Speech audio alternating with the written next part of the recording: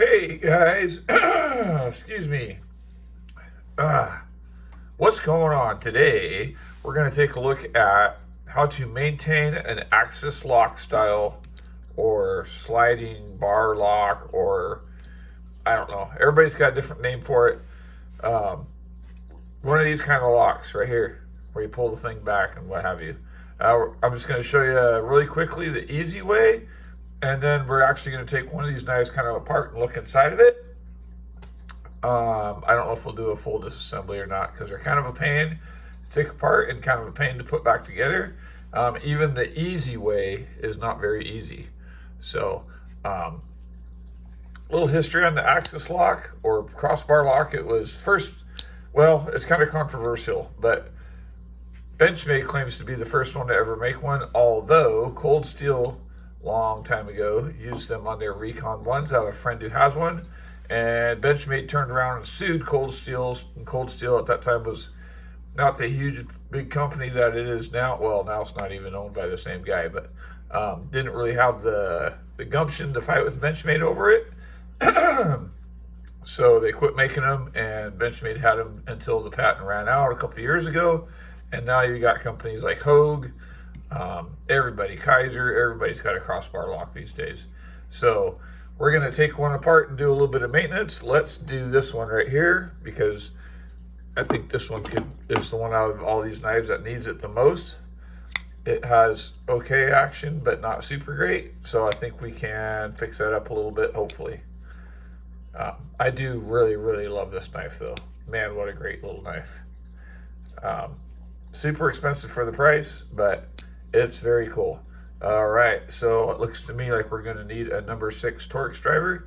I'm using these guys right here, Weehaw Torx bits, and a little Weehaw driver, and we're going to find a number 6. And I've had these Weehaw bits for such a long time. I really actually need to replace them because they're getting pretty worn out. And we're going to go in from the show side, or I guess the pocket clip side. Those should be 6s. And they are. And then we're going to need, it looks like an 8 or a 10 for the pivot. And that is a 10. Okay. First I'm going to show you the easy way. The easy way is to, and this is just if you're going to do general maintenance on any kind of axis lock knife, this is the easy way.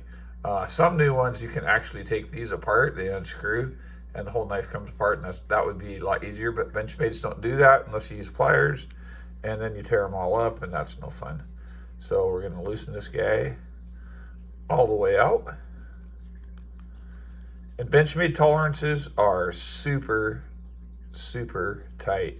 So you want to get this right. No Loctite on that, looks like. Maybe just a tiny bit. Then what you do is you take that screw out. Then we want to push that pivot through. And to do that, I'm going to grab one of these other kinds of drivers. This is a snap-on, which I got gifted to me a long time ago.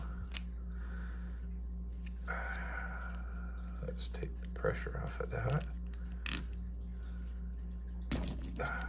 There it goes. Like I said, super tight, super tight. And now you can pop out the blade and the washers all at one time. And see, they're out.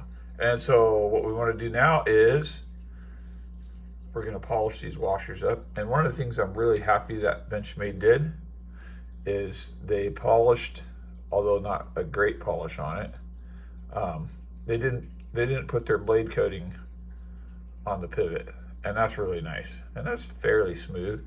Lots of different things you can use to polish your washers. One thing you want to remember is you don't want to over polish them and thin them too much, because then you can screw up your centering. But that's pretty hard to do. You really gotta really polish them. A couple things you can use. You can use emery paper. This is 2000 grit. As you can see, it's done many, many, many knives. And you can kind of smooth them on this side and then polish on this side. Yes, this paper does actually work. So you can take them like this. And this will take out any imperfections on your washers. See, they're not perfectly flat. Although this table probably isn't perfectly flat, using this on this soft deal here. Like that.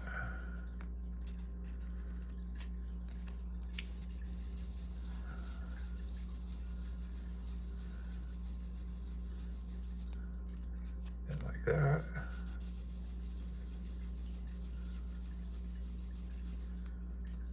And then turn them over to this side. Do this.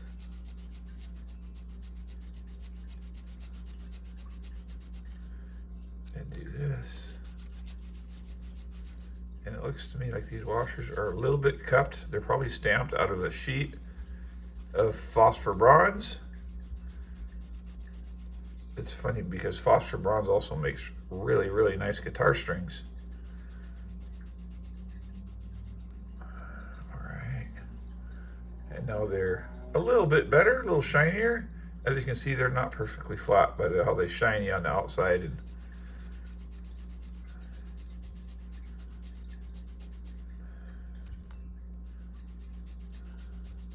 the important part is we get them shiny where they rub the blade.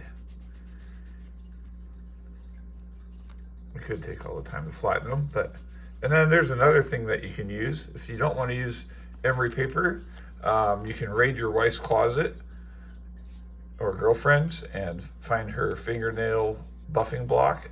This one's starting to get worn out. And use the, let's see, is it this one? Polish, yes. And use the polish side.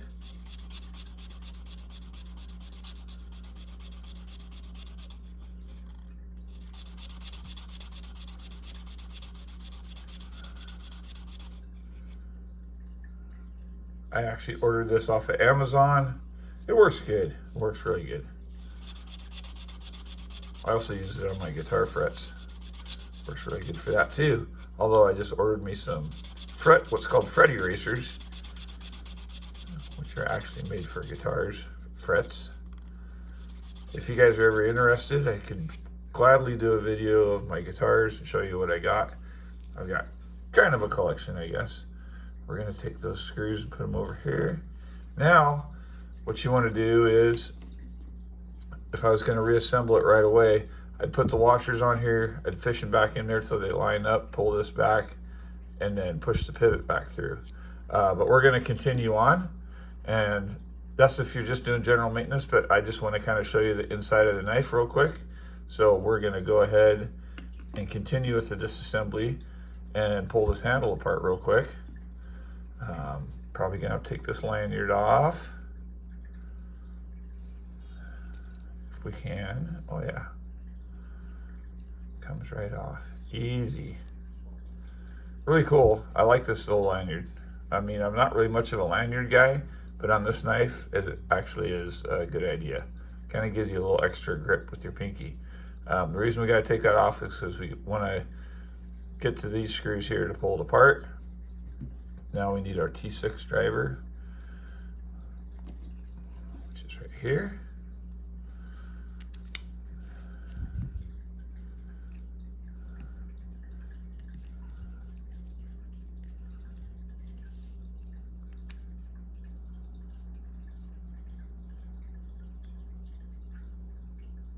That turn in the other side. Now it's just stuck on there with the pocket clip. So let's tighten that one back down. Let's try it from this side without the pocket clip in the way. There we go.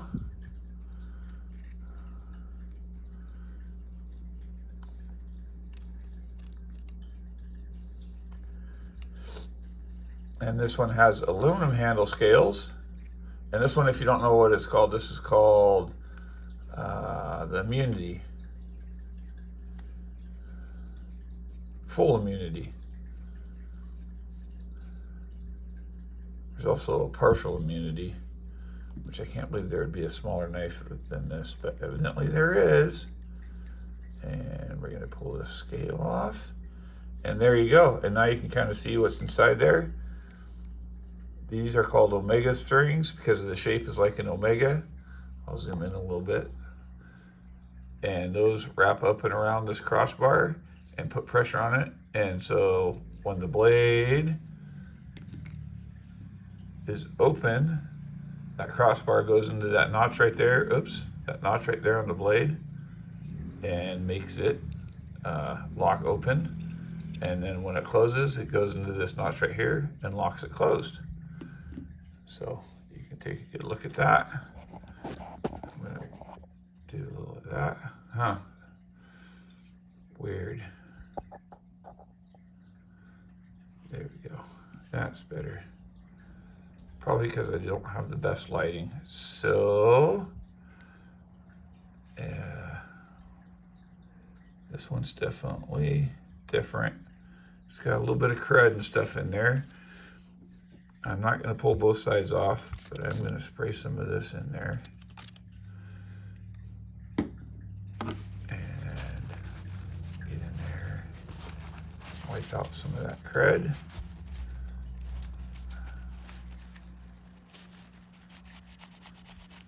Hopefully it's just pocket lint. All right. So, and these things are the things that have the reputation to break, although I've owned almost every kind of Benchmade ever produced. I've known many of the new ones, but this is the newest one I've owned. And I've never, ever had an Omega spring break on me.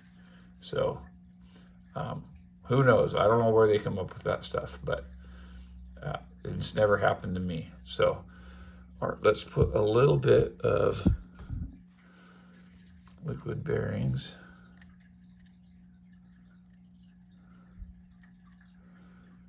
Now, if I wanted to take this side off, I would have to pull this back, feed it through there. Well, you'd have to take the Omega springs off and then feed this through and pop that out. And then you'd be able to take the knife all the way apart. So that's actually an improvement because they actually have some of the older Benchmades, you couldn't even do that. They were like almost impossible. Another thing I'd like you to notice on this knife is look how big these washers are for that little tiny blade. That's crazy. That's really, really good. So that gives you really good, nice stability and should give you good smoothness. It probably will be much smoother now that it's going to have some oil on it because it was very dry. So let's put the scale back on.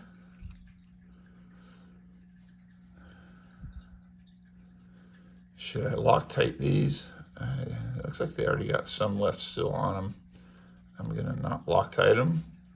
I don't really like to use Loctite if I don't have to, because I've had issues with it before, like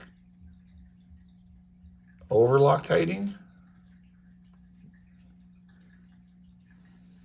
So, especially on body screws. On the pivot, you usually have to use Loctite because the more you flick your knife, the pivot starts to loosen because this pivot screw will turn. Although that hasn't happened on this knife at all. One thing I do not like about Benchmade screws is they don't put a very deep slot in there. Like, I don't know. If you're going to cover the screw, I mean, look how many screws are in this little tiny knife. If you're going to cover the knife with screws anyway, I don't understand why they can't use number 8s. I mean, you're already covering the entire knife with a bunch of screws. That one's being finicky. You might as well use 8s, right?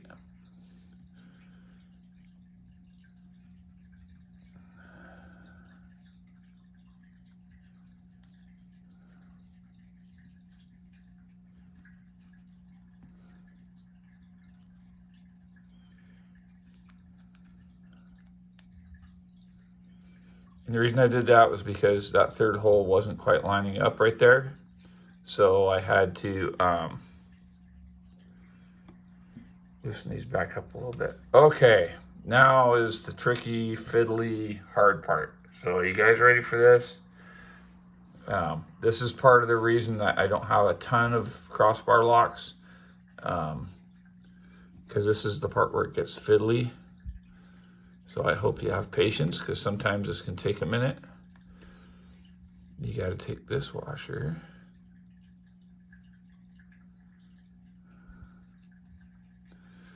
and this washer.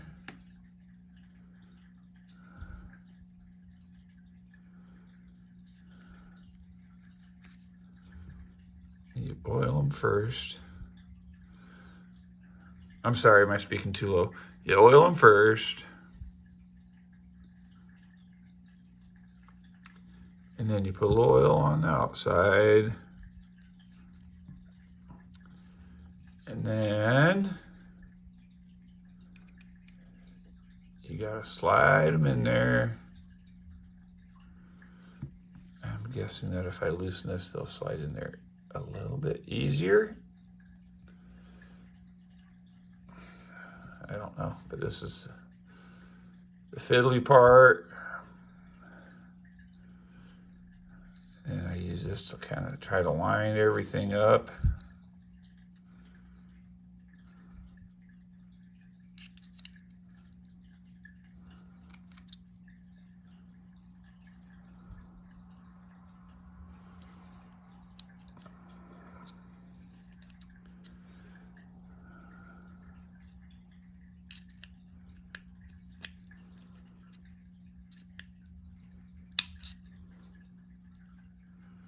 And when it looks like he just about got it lined up, which I don't, you have to maintain pressure on the access lock, or you can stick something in there to hold it back. And then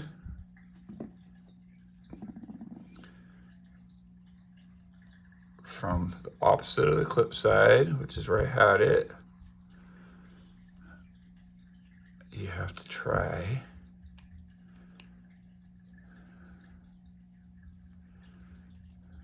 to slide the pivot back in.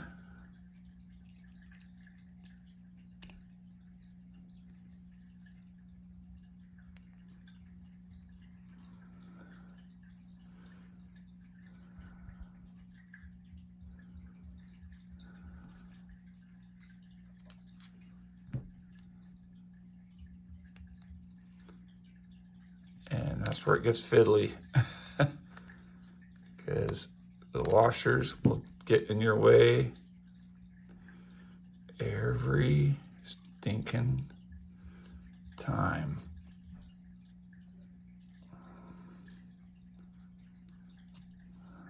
Oh my gosh.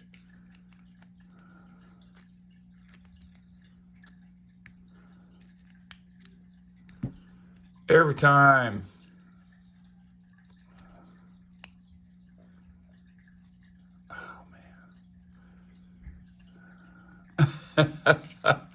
Are you guys starting to get the gist of this? It's no fun taking Benchmades apart.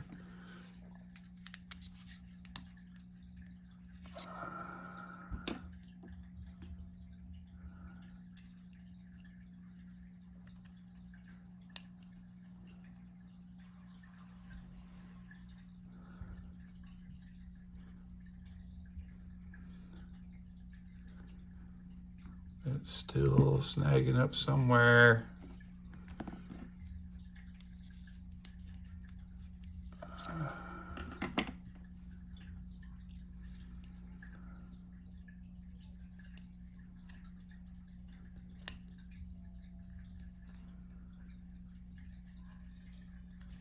Okay.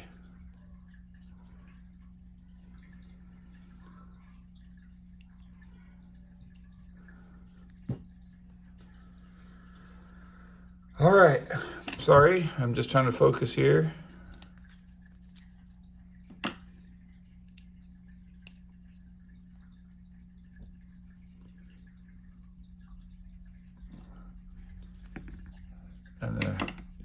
told you that Benchmates have super tight tolerances. They have super tight tolerances. The one thing you can always depend on with a Benchmade is it's going to be machined very tightly. Doesn't mean it's always going to be the best quality or put together just right. Let's zoom in on that pivot a little bit to make sure. There should be a flat side to it.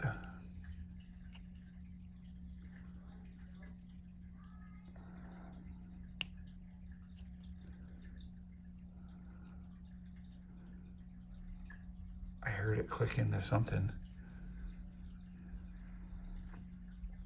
I just need to get it to go in the rest of the way. The only way to do that is to get everything lined up perfectly.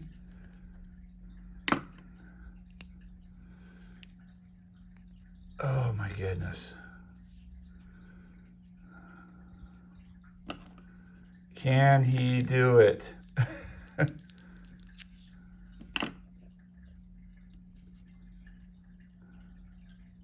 I going the wrong way?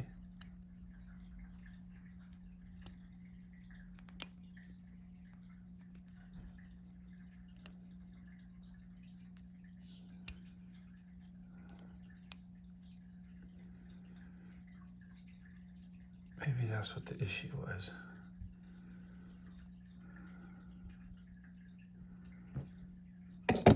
Oh, and there goes my driver. How long is this video? 22 minutes. Oh, talks amongst yourselves. I don't know. I gotta swear that that pivot was this way.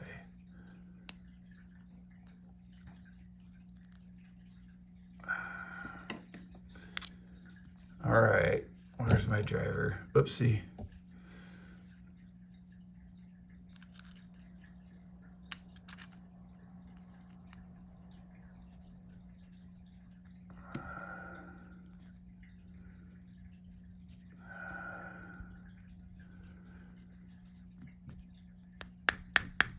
Oh my goodness. And then you drop the pivot again. I don't know if this video is even gonna make it on to my YouTube channel.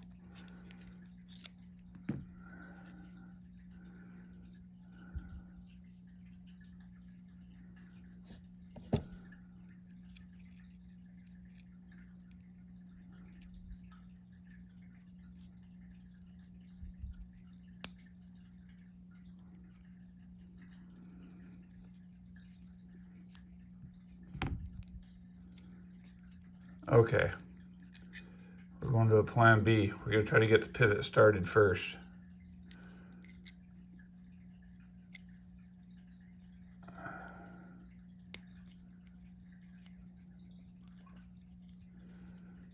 It doesn't even want to start without the stinking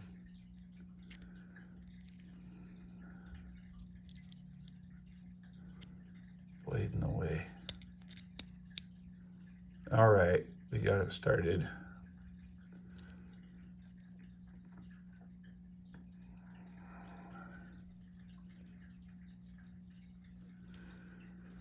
Okay, but it won't go all the way. This tells me the scales aren't quite perfectly lined up.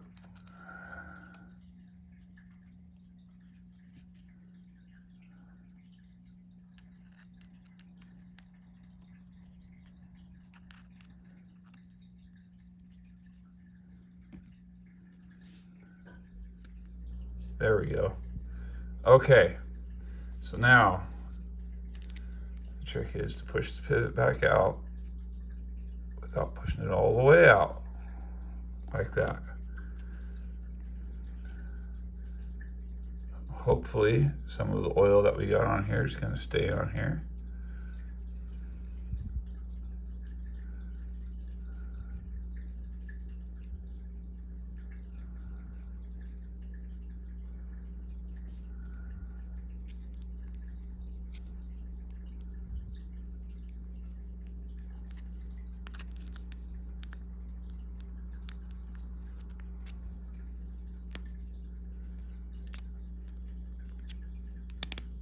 There we go.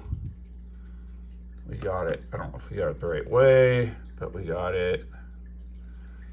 I think the last time the screw was on the other side, but that shouldn't hurt anything.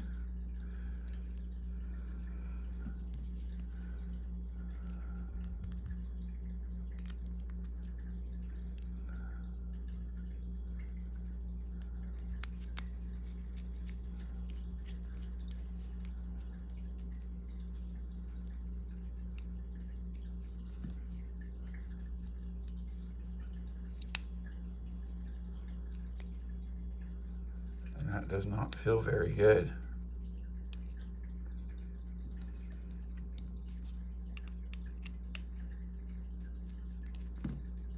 There it goes. Oh, and it's centered too.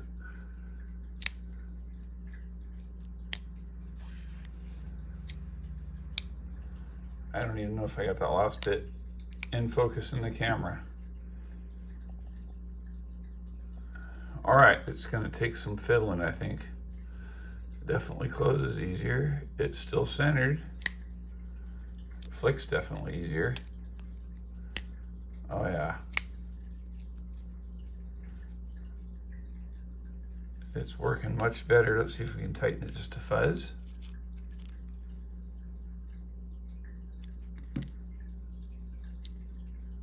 That's way too tight.